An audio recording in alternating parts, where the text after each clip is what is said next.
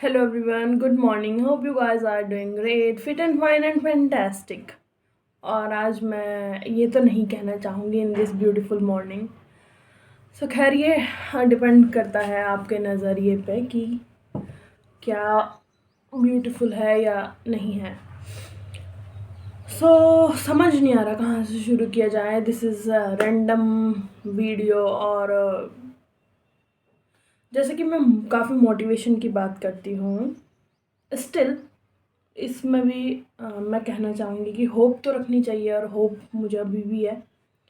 But कई बार उतार चढ़ाव आते हैं और एक क्वेट है कि you have survived 100% on your worst day. तो ये मैंने पीछे लिखा भी हुआ, remember you have survive 100% of your worst day. So जो सबसे बुरा दिन था ज़िंदगी का, उसमें भी आपने सर्वाइव किया है। किसी भी सेंस में वो बुरा हो सकता है। हाँ, और तो ये भी आप कर लेंगे।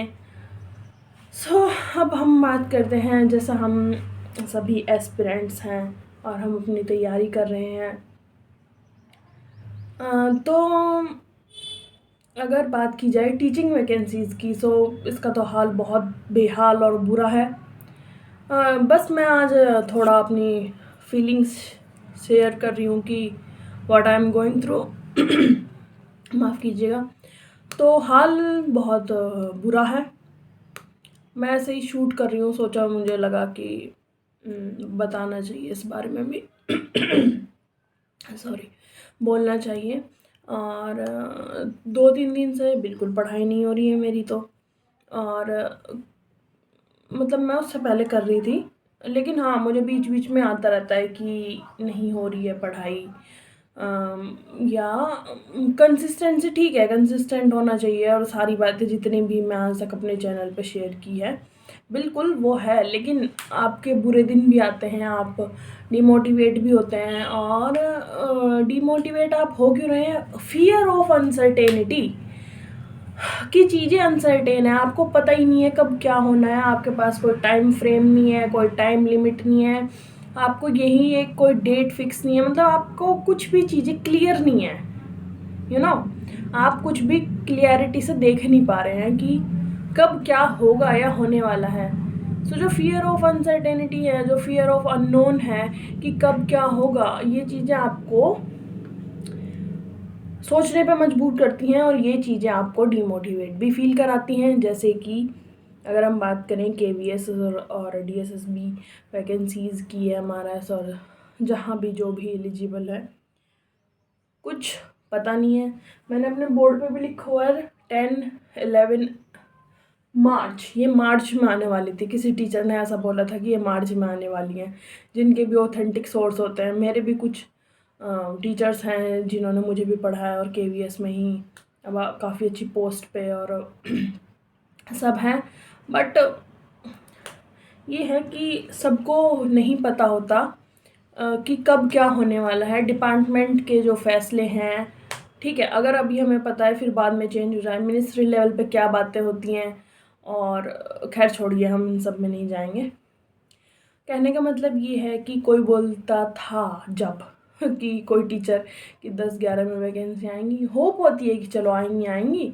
और एक ये होता है ना कि जब डेट है हमारे पास कोई फिक्स, तो हमें थोड़ा अच्छा फीलिंग आती है कि अच्छा चलो ये हमारे पास टाइम फ्रेम है, तो हम इस टाइम फ्रेम के अंदर पढ़ेंगे, इस तरीके से हम अपनी स्ट्रेटजी बनाएंगे, ऐसे ऐसे हम डिवाइड करेंगे, ठीक है। और ये बात है कि चलो वैकेंसी से पहले से तैयारी करनी चाहिए, ये है फलाना ढिमकाना। बट जब वो है ना कि जब दिमाग ख़राब होता है तो वो होता ही है।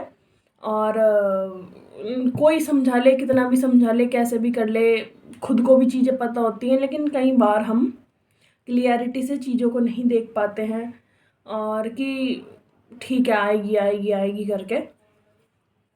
और सबसे बड़े मसले क्या हैं इसमें, हम कोई स्कूल ज्वाइन नहीं कर सकते अगर हम करना चाहें, क्योंकि फिर आके पढ़ने का टाइम नहीं बचेगा अपने लिए, और क्या पता कि कब वैकेंसी आ जाए। वही बात है सारी की, फियर ऑफ अनसर्टेनिटी है कि कब क्या होने वाला है, या हमें किसी बात की क्लियरिटी हो। क्लियरिटी तो हमें इस बात की भी नहीं है कि सारी चीज़ें फेयर होंगी और हम सेलेक्ट होंगे, बट फिर भी हमें अपनी तरफ से बेस्ट देना चाहिए और करना चाहिए। इतनी हर चीज़ में धांधलेबाजी चल रही है, खैर कर भी कह सकते हैं।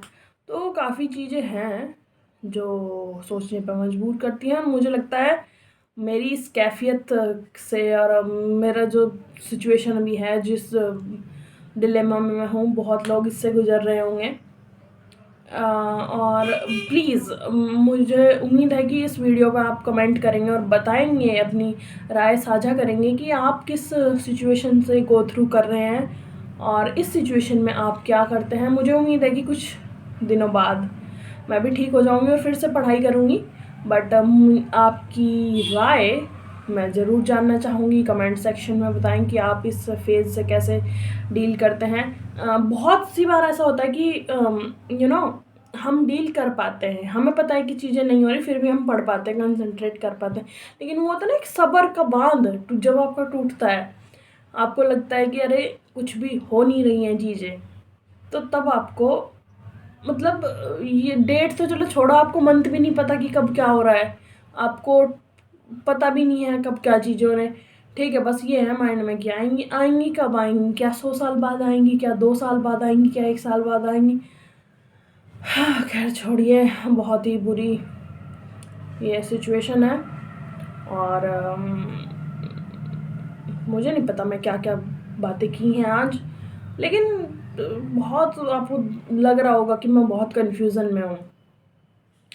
और कन्फ्यूज़न किस वजह से है वो भी मैं आपको चीज़ें क्लियर करी।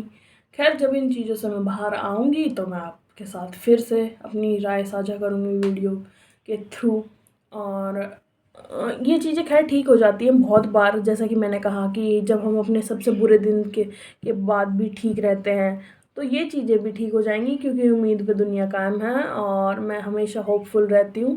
बट फ़िलहाल मैं करंट सिचुएशन में, करंट फेज़ में क्या फ़ील कर रही हूँ वो सब मैंने आपके साथ शेयर किया कि कोई वैकेंसी की अपडेट नहीं है। हो सकता है 1 हफ़्ते में आ जाए तो हमें बहुत अच्छा फ़ील होगा, कि जब चीज़ें आ जाती हैं। अभी कुछ टाइम पहले ये था कि 3 फेज़ में आएगी चीज़ें, कि टियर 3 के प्रोसेस एग्ज़ाम होगा, फिर वो हो गया कि नहीं होगा। फिर कभी वो फेक नोटिस था, तो तब बहुत बुरा लगा कि हाय ये क्या क्या चीज़ें चेंजेस हो रही हैं। फिर वो 1-2 दिन बाद वो ठीक हो गया।